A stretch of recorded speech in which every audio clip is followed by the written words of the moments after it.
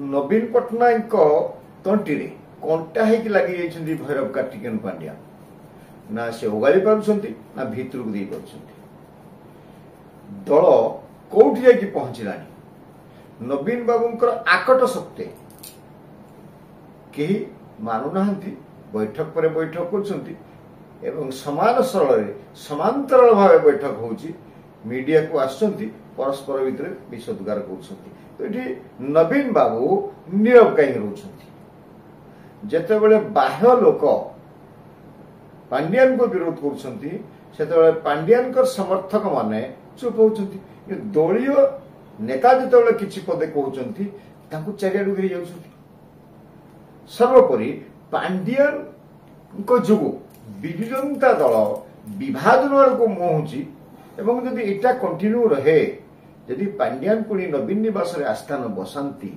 ताले विजु जनता दल भविष्य कौन हम और पांड्यान अवस्था कौन हम नवीन बाबू अवस्था कौन हम नुआ दल गठन हम कि ए विषय जानापी देखो तेरे छबन मु विपिन दास नमस्कार।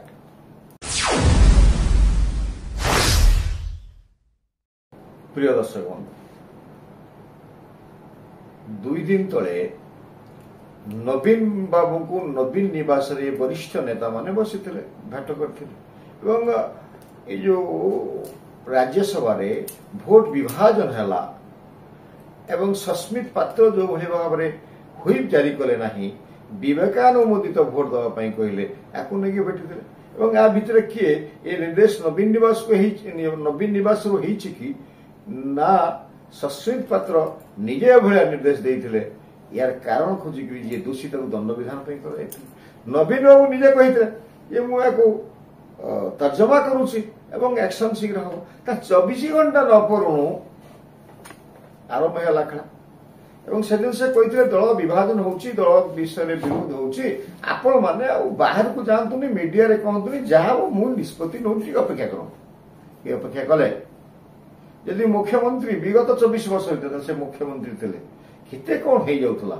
केही पार्टी विरोध करथले पार्टी टी खोलिबा को साहस करथले वरिष्ठ हंतु कनिष्ठ हंतु नेता किंतु वर्तमान नवीन को से काटती ना नवीन को ऊपर मध्य असंतुष्ट बढ़ुची जदिओ उभय गोष्ठी कहउछंती ए नवीन आमर नेता किंतु नवीन जेतु स्पष्ट निर्देश दौ नाहंती एवं स्पष्टता करू नाहंती ए काहे के भले हला एवं जे सन्यास नहीं से कहीं नवीन निवास को मारी बसुंट से कहीं भी जनता दल भितर निजर क्षमता प्रयोग कर विषय नवीन बाबू कारण नवीन बाबू पुअर दाय ना 1200 बढ़ीर दाय ये अवस्था अच्छा से धर्मार बापा पुओ को मारिया पठे किंतु एठी जो नवीन बाबू अच्छा सी किंतु सन्यासी बाबू को छाड़ा जहाँ ये गंडगोल तो आप देखु आज सकाळे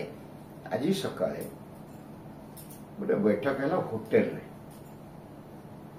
एवं ठीक 2 घंटा पर प्रताप देव गोटे बैठक है से लोक ये आसिले नहीं ये लोक से जाना तो बैठक आवश्यकता कौन थी आम आप कहूँ विजु जनता दल जो कार्यालय अच्छी शंख भवन विराट भवन सेठी एक कारण 4 5 10 20 बैठक हो पार सेठी कहीं हलानी नवीन बाबू कथा कहीं मानले कहीं उभय गोष्ठी एम कौन सत्तर उभय गोष्ठी ना यहाँ गोटे मापी चुपिकी करा लोक पुणी भंडे देवाई करी मान तल स्तर करी मान भंडे देवाई ना जो भैरव कार्तिकेयन पांड्यान पुणी गोटे कौन कले चक्रांत जो ओडिशा तो सरकार गला नवीन बाबू स्वप्न साकार है ना वर्तमान निजर स्त्री को आनी जो थैथान करने चाहते सी आशा भी ओली गला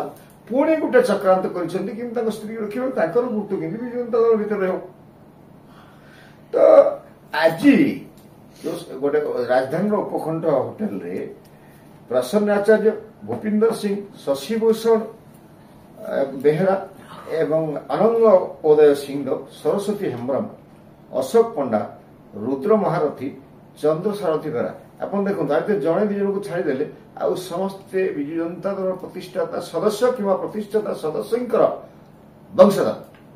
ଏମାନଙ୍କର ତ୍ୟାଗ ଅଛି। ଏମାନେ ବୈଠକ କରିଛନ୍ତି। ଏରା ବାହାରି ଆସିକି ଶଶୀ ବେହେରା କହିଛନ୍ତି ଯେ ବାହାରିଆ ଲୋକଙ୍କର ହସ୍ତକ୍ଷେପ ଏଠି ବରଦାସ୍ତ କରାଯିବନି। ନବୀନ ବାବୁଙ୍କୁ ନଷ୍ଟ କରିବାକୁ ଦିଆଯିବ ନାହିଁ। ବିଜୁ ଜନତା ଦଳକୁ ନଷ୍ଟ କରିବାକୁ ଦିଆଯିବ ନାହିଁ। ଏ ବାହ୍ୟ ଶକ୍ତି କାହାକୁ କହିଲେ ସେ? ଏବଂ ବଡ଼ କଥା ଗୋଟେ ଆଲୋଚନା ହେଇଛି ମଧ୍ୟ ସେଠି ଯେ ଓଡ଼ିଆ ଅସ୍ମିତା ଯୋଗୁଁ ବିଜୁ ଜନତା ଦଳ ହାତରୁ କ୍ଷମତା ଗଲା। ତେଣୁ ଏ ଓଡ଼ିଆ ଅସ୍ମିତାର କିଏ? ଭୈରବ କାର୍ତ୍ତିକେୟନ ପାଣ୍ଡ୍ୟା ସିଧାସଳଖ ସେମାନେ କହୁଛନ୍ତି। ତାଙ୍କ ଯୁକ୍ତିର ଦାମ୍ଭିକତା ଅଛି, ସତ୍ୟତା ଅଛି। କିନ୍ତୁ ଠିକ୍ 2 ଘଣ୍ଟା ପରେ ପ୍ରତାପ ଦେବଙ୍କ ବାସଗୃହରେ ଆଉ ଗୋଟେ ପାରାଲାଲ ବୈଠକ ହଉଛି, ଯୋଉଠିକି ଅରୁଣ ସାହୁ, ବବି ଦାସ, ଦେବୀ ମିଶ୍ର, ମୁନା ଖାଁ, ସଞ୍ଜୟ ଦାସ ବର୍ମା ଏଭଳି ଲୋକ ଉପସ୍ଥିତ ହୋଇଛନ୍ତି। ସେଠୁ ସେମାନେ ବାହାରିକି ଯୋଉ କଥା କହୁଛନ୍ତି, ଆଶ୍ଚର୍ଯ୍ୟଜନକ କଥା କହୁଛନ୍ତି ଯେ ସେ ବି ନବୀନ ବାବୁଙ୍କର ଯିଏ ଯୋଉଠି ଯାହା କରୁଛି ନବୀନ ବାବୁଙ୍କ ପାଇଁ ହଉଛି, ତାଙ୍କ ହାତମୁଣ୍ଡାକୁ ଶକ୍ତ କରିବା ପାଇଁ ହଉଛି। ଆମେ ଏଠି ତାଙ୍କ ହାତମୁଣ୍ଡାକୁ ଶକ୍ତ କରିବାକୁ ତ ଉଭୟ ପରସ୍ପର ବିରୋଧରେ କାହିଁକି ଆଉ ଶଙ୍ଖ ଭବନରେ କାହିଁକି ହେଇନି? କଣ ଶଙ୍ଖ ଭବନଟା ତାଲା ପଡିଗଲା କି?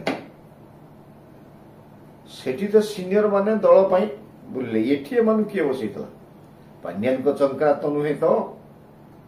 ପାଣ୍ଡିଆନ ନିଜର ଶକ୍ତି ପ୍ରଦର୍ଶନ କରିବା ପାଇଁ ଏଇଟା ପୁଣି ଗୋଟେ ଷଡ଼ଯନ୍ତ୍ର କରୁନାହାନ୍ତି ତ। ପାଣ୍ଡିଆନଙ୍କ ବ୍ୟତୀତ ବିଜୁ ଜନତା ଦଳ ଅଧୁରା ଏଭଳି ପ୍ରମାଣ କରିବାକୁ ଚାହୁଁଛନ୍ତି କି ଭୈରବ କାର୍ତ୍ତିକେୟନ ପାଣ୍ଡିଆନ? ଆପଣ ଯୋଉ 4 ସାଂସଦ ଅଛନ୍ତି ବର୍ତ୍ତମାନ 7 ରାଜ୍ୟସଭା, ତାକୁ 4 ଯୋଉମାନେ ପାଣ୍ଡିଆନଙ୍କ ସପକ୍ଷରେ ବାହାରୁଛନ୍ତି ସେମାନେ କିଏ? ମାନସ, ନିରଞ୍ଜନ ଏବଂ ଲକ୍ଷ୍ମୀ ଖୁଣ୍ଟିଆ, ସୁଲତା ଦେବ ଏବଂ ଜଣେ କଟକର ମେୟର ସୁବାସ ସିଂ। ଆପଣମାନେ ତାଙ୍କର ବିଜେପି ସାଙ୍ଗେ ବିଜୁ ଜନତା ଦଳ ସାଙ୍ଗେ ସମ୍ପୃକ୍ତି କଣ ଜାଣିଛନ୍ତି? କିଏ କୋଉଠି ପଡିଥିଲା? କିଏ କମ୍ୟୁନିଷ୍ଟର ଥିଲା? କିଏ କଂଗ୍ରେସର ଥିଲା? କିଏ ଗୋଟେ ତଳ ଲେବଲର ଲୋକ ଥିଲା, ସରପଞ୍ଚ ୱାର୍ଡ ମେମ୍ବର ହେଇକି ଥିଲା? ଏମାନେ ଆସିକି କହୁଛନ୍ତି ପବ୍ଲିକରେ ଯେ ପାଣ୍ଡିଆନରେ ସମସ୍ତେ ଖାଇଛନ୍ତି। ପାଣ୍ଡିଆନର ସମସ୍ତେ ଖାଇଛନ୍ତି, ଖାଇକି ତାକୁ ବଦନାମ କରୁଛନ୍ତି। ତା ଅର୍ଥ ପାଣ୍ଡିଆନ ଏମାନଙ୍କୁ ଥଇଥାନ କରିଥିଲେ ଏବଂ ପାଣ୍ଡିଆନଙ୍କ ଯୋଗୁଁ ସୁଲତା ଦେବ ହୁଅନ୍ତୁ, ଆପଣଙ୍କର ମାନସ ହୁଅନ୍ତୁ, ନିରଞ୍ଜନ ବିଶି ହୁଅନ୍ତୁ, ଲକ୍ଷ୍ମୀ କୁଣ୍ଟିଆ ହୁଅନ୍ତୁ, ଏମାନେ ବିଜୁ ଜନତା ଦଳ କେହି ଲୋକ ନୁହନ୍ତି। ଏମାନେ ଆଣିକି ତାକୁ ପାଣ୍ଡିଆନ ନିଜର ଗୋଷ୍ଠୀ ସଜାଇବା ପାଇଁ ପୂର୍ବରୁ 5 ବର୍ଷ ପୂର୍ବରୁ ଏଇଟା କରୁଥିଲେ। ଏବଂ ଆଉ ଗୋଟେ କଥା, ଏଇ ଯୋଉ ସୁଲତା ଦେବ ଯୋଉଟା କହିଛନ୍ତି ଯେ ଦେବାଶିଷ ସାମନ୍ତରାୟ ୟାଙ୍କର ଗୋଟେ ରାଗ ଥିଲା ପାଣ୍ଡିଆନଙ୍କ ଉପରେ ଯେ 2019 ମସିହା ପୂର୍ବରୁ ସେ କୋଉଠି ଜଣେ ଯୋଉ ପିଟିଥିଲେ ସ୍ୱାଧୀନତା ସଂଗ୍ରାମୀର କାକାକୁ, ତେଣୁ ସେ ରୋକିଥିଲେ। ତା ଅର୍ଥ ଇଏ ମନ୍ତ୍ରୀ ଥିଲେ, ପାଣ୍ଡିଆନ ସେତେବେଳେ ବ୍ୟକ୍ତିଗତ ସଚିବ ଥିଲେ, ଜଣେ ସରକାରୀ ଚାକିରିଆ, ୟାକୁ କେମିତି କଣ୍ଟ୍ରୋଲ କରିବେ? ତା ଅର୍ଥ ସେଇ ଦିନରୁ କ୍ଷେତ୍ର ପ୍ରସ୍ତୁତ କରୁଥିଲେ ପାଣ୍ଡିଆନ କେମିତି ଓଡ଼ିଶାଟାକୁ କଣ୍ଟ୍ରୋଲ କରିବେ। ଯାହା ବର୍ତ୍ତମାନ ଆମେ ଆସିବା, ଏ ଯୋଉ ଭିଲିଆନ କହୁଛନ୍ତି, କିଏ କହୁଛି ଅସଲି ଭିଲିଆନ ପାଣ୍ଡିଆନ, କିନ୍ତୁ ଆମ ଜାଣିବାରେ ଅସଲି ଭିଲିଆନ ପାଣ୍ଡିଆନ ନୁହନ୍ତି। ପାଣ୍ଡିଆନ ଯାହା କରୁଛନ୍ତି ଏଇଟା ନବୀନ ବାବୁଙ୍କ ନିର୍ଦ୍ଦେଶରେ ହଉଛି। ଆପଣ ଦେଖନ୍ତୁ, ସୌମ୍ୟରଞ୍ଜନ ପଟ୍ଟନାୟକ ଚୁପ୍ ଶୈତାନ କହିଲେ।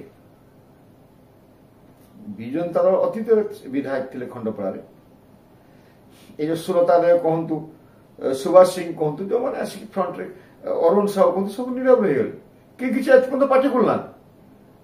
କିନ୍ତୁ ଦେବାଶିଷ ସାମନ୍ତ ସିଂ ରାୟ ଯୋଉଟା କହିଲେ, ଯେଟାକୁ ପାଣ୍ଡିଆନ ଏମିତି ନିର୍ଦ୍ଦେଶ ବଦଳାଇଛନ୍ତି, କାରଣ ନିର୍ଦ୍ଦେଶ ପୂର୍ବରୁ ଏହା ନଥିଲା, ଆମେ ଜାଣିନୁ, ତାକୁ ପୁରା ବିନା ଟିକେଟରେ ଚଳିଗଲେ। ବେଶୀ ସୁବାସ ସିଂ ଯିଏ କମ୍ୟୁନିଷ୍ଟିଆ ଲୋକ, କେନ୍ଦ୍ରାପଡ଼ା ଜିଲ୍ଲାରୁ ଆସିଛନ୍ତି, ତାଙ୍କର ବିଜୁ ଜନତା ଦଳ ସ୍ଥିତି ନାହିଁ, ଅସ୍ତିତ୍ୱ ନାହିଁ।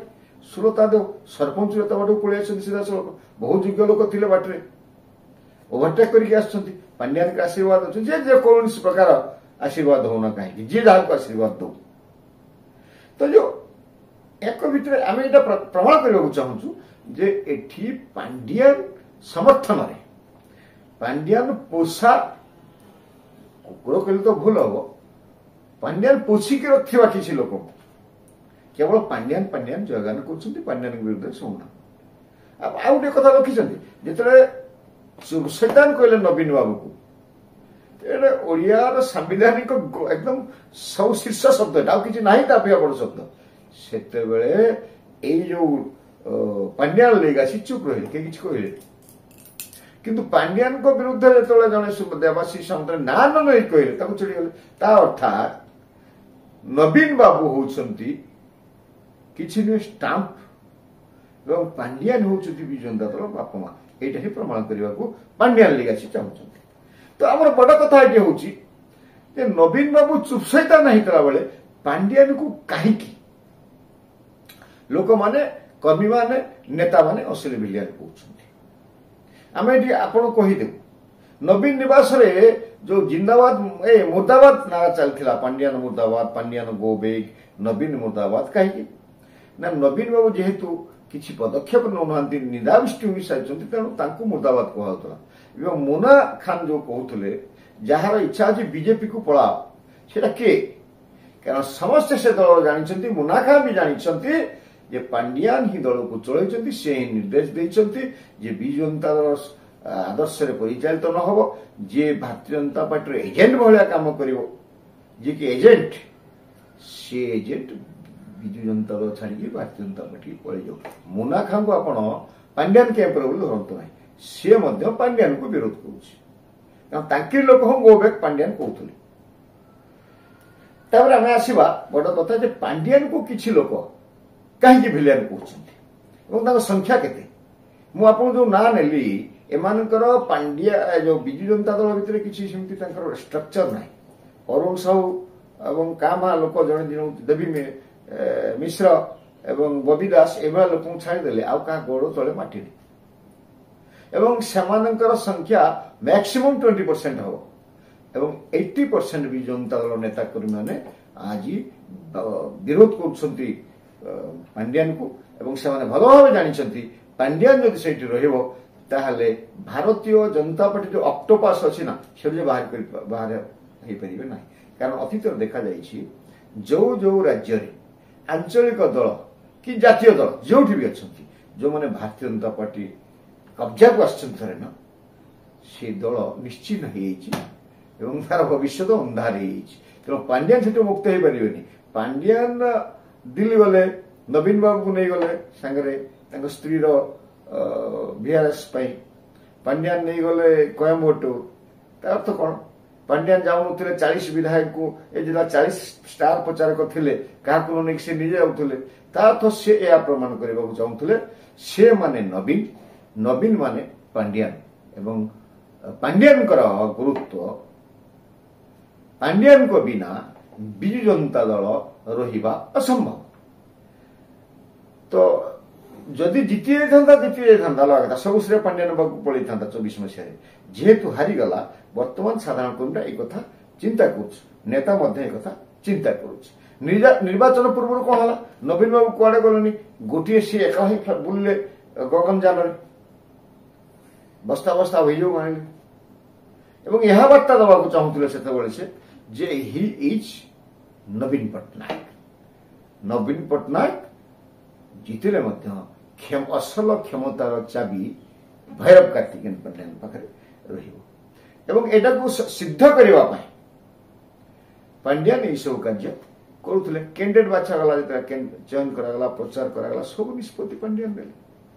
ବବି ଦାସ ଯଦି ଯାଜପୁର ଠିଆ ହେଇଥାନ୍ତେ, ହୁଏତ ଯାଜପୁର ପଜିସନ ଅଲଗା ହେଇଥାନ୍ତା। ବବି ଦାସ ପାଖରେ ଯେହେତୁ ସେ ଦୁର୍ନୀତିର ଗନ୍ତାଘର ମଧ୍ୟରେ ଅଛନ୍ତି, ପାଣ୍ଡିଆନ ପାଖରେ ବିକ୍ରି ହେଇଛନ୍ତି। କାରଣ ପାଣ୍ଡିଆନ ଭାରତୀୟ ଜନତା ପାର୍ଟିର ଶୀର୍ଷ ନେତୃତ୍ୱଙ୍କର ଏଜେଣ୍ଟ, ଯାହା ପାଇଁ ଦୁର୍ନୀତିଗ୍ରସ୍ତ ନେତା କିଛି ପାଣ୍ଡିଆନ ପାଖରେ ମଥାନତ ହେଇକି ରହିଛନ୍ତି, ସାର୍ ଡାକୁଛନ୍ତି। ପୂର୍ବତନ ମନ୍ତ୍ରୀ, ଏମଏଲଏ ସବୁ ପାଣ୍ଡିଆନକୁ ସାର୍ ଡାକୁଛନ୍ତି। ଏବଂ ଆଉ ହଉଛି କଥା, ବଡ କଥାରେ ଦେଖନ୍ତୁ, କାହିଁକି ଆମେ ଉଦ୍ଦେଶ୍ୟ ହଉଛି କାହିଁକି ପାଣ୍ଡିଆନକୁ ଅସଲ ଭିଲିଆନ କୁହାଯାଉଛି। ଅତୀତରେ ଯେତେ କାର୍ଯ୍ୟ ହେଇଛି, ସେ ମେଣ୍ଟ ହଉ, ସେ ପ୍ରଚାର ହଉ, କିମ୍ବା ଦିଲ୍ଲୀରେ ଯାଇକିରି ବାଇଟ୍ ଦେବା ହଉ, ପାଣ୍ଡିଆନ ଦଳରେ କିଛି ନଥିଲେ, କିନ୍ତୁ ଦଳର ନିଷ୍ପତ୍ତି ସମୁଦାୟ ନେଉଥିଲେ ଏବଂ ଯାହା ପାଇଁ ଶିକାର ହେଇଗଲେ भारतीय जनता पार्टी पाखे नवीन बाबूंकर किसी गोटे तो दुर्बलता रही जी दुर्बलता पांड्यान को से ना बाहर कर ना रखी किंतु एटा सत कथा जदि पांड्यान नवीन निवास निजको बाहर को न आणती ताहले विजु जनता दल भविष्य गोटे असजड़ा होकर एवं असंतोष व्यापी भविष्य नष्ट हम कारण आज 7 जन युव नेता नवीन बाबू को चिठी लिखिं से भविष्य खोजुंट ए दल विभाजित हम नुआ दल हो पारे किसी कांग्रेस को जापारती कि भारतीय जनता पार्टी सामिल हो पारती ये स्थिति को एवॉइड करने नवीन बाबू निजर साहस देखई अतीत जमी प्यारी को बाहर करते जहाँ बाहर करते सेमती नवीन बाबू बर्तमान पांड्यान बाबू को बाहर करूँ निजर दाम्भिकता देखातु एवं निज बापा ना से करना दल को जमी भड़ार आसी स्थायित्व करने पांड्यान को जिते शीघ्र नवीन निवास मुक्त करंतु। नमस्कार।